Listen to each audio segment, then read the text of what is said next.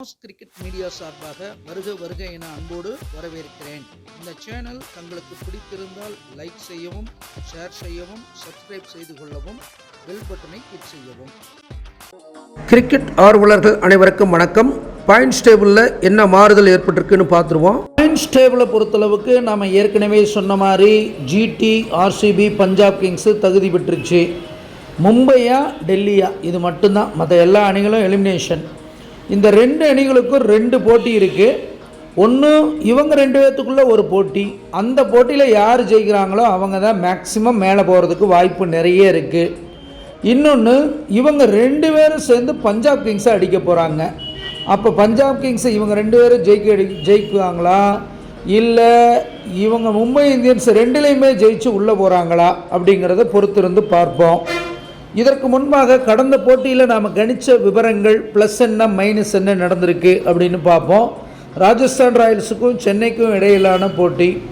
இதில் ராஜஸ்தான் ராயல்ஸு இறுதியான போட்டியை ஒரு வெற்றியில் முடித்தது அந்த அணிக்கு பலமாக பார்ப்பாங்க அடுத்த சீசனுக்கு. சென்னையை பொறுத்தளவுக்கு உர்வில் பட்டேல், ஆயுஷ் மாத்ரே, டிவால்டு பிரேவிஸ், அடுத்து சிவம் தூபே, நூர் அகமது, மதிசா பத்திரனா இவங்கெல்லாம் சிறப்பாக செயல்படுவாங்கன்னு போட்டி நடைபெறுவதற்கு முன்பாகவே நாம் கணித்தோம். அதில் உர்வில் பட்டேல் டக் அவுட்டில் போயிட்டார் ஆரம்பத்தில்.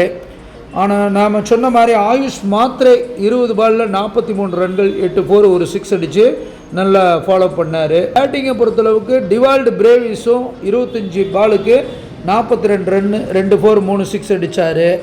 சிவம் தூபேவும் 32 பாலுக்கு 39 ரன்கள், 2 4 2 6. நம்ம கணிச்ச வீரர்கள் பேட்டர் சிறப்பாக செயல்பட்டாங்க. ஆனால் பவுலர்களை பொறுத்தளவுக்கு நூர் அகமது ரன்கள் அதிகமாக கொடுத்தாரு, ஒரு விக்கெட்டாவது எடுத்தார். பட் மதிசா பத்திரனா ரன்கள் அதிகம்தான், விக்கெட் எதுவும் எடுக்கலை. அப்படிங்கிற காரணத்தினாலையும் இவங்க பேட்டிங்கில் மட்டும்தான் நாம் கணித்த வீரர்கள் சிறப்பாக செயல்பட்டாங்க, பவுலிங்கில் செயல்படலைங்கிறதுனால தான் அவங்களும் தோற்றதுக்கு காரணமாக கருதப்படுது.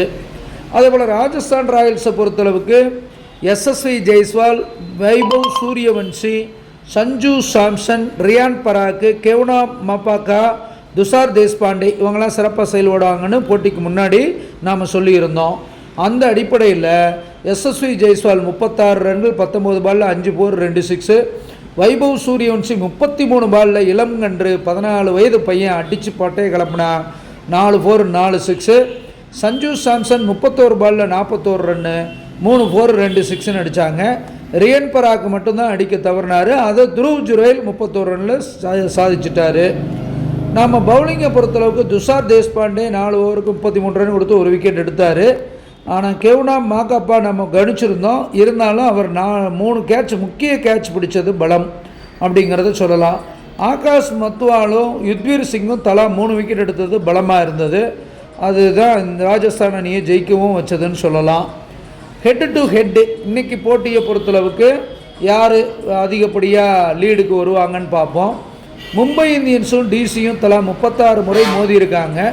அதில் 20 முறை மும்பையும் 16 முறை டிசியும் ஜெயிச்சிருக்குங்கிறது கடந்த கால வரலாறு. அதில் மும்பை 247 ரன்கள் அடிச்சிருக்கு, டிசி 257 ரன்கள் அடிச்சிருக்கு இந்த அணிக்கு எதிராக. அதே போல் குறைந்த ஸ்கோர் மும்பை 92, டிசி 66. என்னதான் இருந்தாலும் மும்பை செக்மெண்ட் இது லீடிங். ஜாமக்கோல் பிரசன்ன ஜாதகம் என்ன சொல்லுது அப்படின்னு பார்த்தீங்கன்னா, ஜாமக்கோல் அதிபதி மும்பையுடைய அதிபதி பார்த்திங்கன்னா புகர் பார்த்திங்கன்னா லாபஸ்தானத்தில் தேடி உட்கார்ந்துருக்கிறது மும்பைக்கு வெற்றி வாய்ப்பை பிரகாசப்படுத்துது. அதே போல் டிசி தலைமையில் பாம்பு இருக்கிறதும், அந்த அதிபதி சேய் கவிப்பு வீட்டில் இருக்கிறதும் டிசிக்கு ஒரு பெரிய பின்னடைவு. டிசியை நோக்கி மதி வருவது சிறப்பில்லை, மந்தன் மதி, குழப்பம், தடை, அவங்க எடுக்கிற முடிவுகளாலே குழப்பம், தடை வரும். ஆனால் இதில் மும்பை இந்தியன்ஸை பொறுத்தளவுக்கு அதை நோக்கி பொன் வருவது அந்த அணிக்கு கூடுதல் பலமாக பார்க்கப்படுகிறது. ஸோ அப்போ இந்த செக்மெண்ட்டை பொறுத்தளவுக்கு பிரசன்ன ஜாதகத்தில் டிசியை விட மும்பை இந்தியன்ஸுக்கு நல்ல வாய்ப்பு இருக்குது அப்படிங்கிறது தான் இதில் தெளிவாக காட்டுதுன்னு நம்ம சொல்லணும். அடுத்தபடியாக நஷ்ட ஜாதகத்தை பொறுத்தளவிற்கு டிசியுடைய அதிபதி புதன் லாபஸ்தானத்தை தேடி உட்கார்றது டிசிக்கு பலம். அதே போல் மும்பை இந்தியன்ஸுடைய அதிபதி நீச்சமாகிறது அந்த அணிக்கு ஒரு பெரிய பின்னடைவு. மும்பை இந்தியன்ஸுடைய லாபஸ்தானத்தில் சந்திரன் ராகு இருக்கிறதோட மட்டும் இல்லாமல் லாபாதிபதியே போய் விரயஸ்தானத்தில் உட்கார்றது மும்பைக்கு விரயம் நஷ்டம் சேதாரத்தை காட்டுது. அதேபோல் டிசியுடைய லாபாதிபதி செவ்வாய் நீச்சமாக இருக்கிறதும் அந்த அணிக்கு சிறப்பில்லைனாலும் கூட டிசி லாபத்தை நோக்கி போகிறதுனால அவங்களுக்கு வெற்றி வாய்ப்பு கொஞ்சம் பிரகாசம் இருக்கிறது மும்பை இந்தியன்ஸை விட. அடுத்தபடியாக டுடே லக்கி, இன்றைக்கி யார் லக்கி வின்னர் அப்படின்னு பார்த்தீங்கன்னா, நாம் கணிச்சு வச்ச ஜாதகத்தின் அடிப்படையில் 63வது போட்டியில் மும்பை இந்தியன்ஸுக்கு ஃபேவரபுளாக இருக்கிறதுனால இந்த செக்மெண்ட்டுடைய வின்னராக மும்பை இந்தியன்ஸ் கருதலாம்.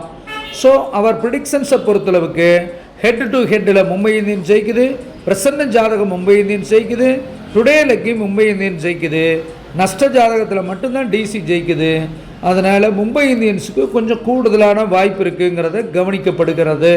அவங்க சொந்த மைதானத்தில் விளையாடுறதும் ஒரு சாம்பியன் சைடு அப்படிங்கிறதும் எப்படி நம்ம வெற்றி பெறணும் அப்படிங்கிறதும் அந்த அணிக்கு நல்லாவே தெரிஞ்சிருக்கும். அதனால் அதுக்கு ஏற்ற மாதிரி விளையாடுறதுக்கு அமைப்புகள் நிறைய இருக்குங்கிறத சொல்லணும். டெல்லிக்கு கொஞ்சம் ஏமாற்றம் வருகிறது. சிறந்த வீரர்கள் யாரெல்லாம் செயல்படுறதுக்கு வாய்ப்பு இருக்குது அப்படின்னு பார்த்தீங்கன்னா, மும்பை இந்தியன்ஸை பொறுத்தளவுக்கு Ryan Rickelton, Suryakumar Yadav, Tilak Varma, Jasprit Bumrah, Trent Boult, Karan Sharma இவங்கெல்லாம் சிறப்பாக செயல்பட்டு தன்னுடைய அணியை பிளே ஆஃப் சுற்றுக்கு எடுத்து போக முயற்சி பண்ணுவாங்க. அதேபோல் கேஎல் ராகுல் டிசியை பொறுத்தளவுக்கு அபிஷேக் புரேல், ட்ரைஸ்டன் ஸ்டப்ஸு, அக்சர் பட்டேல், குல்தீப் யாதவ், அஸ்டோஷ் சர்மா இவங்களும் சிறப்பாக செயல்பட்டு அந்த அணிக்கு நல்ல வாய்ப்பை கொடுப்பாங்கன்னு தெரிகிறது. ஜாதகம் பார்க்க, படிக்க, எழுத அடியனை வாட்ஸ்அப்பில் தொடர்பு கொள்ள வேண்டுமாறு கேட்டுக்கொண்டு விடைபெறுகிறேன். நன்றி, வணக்கம்.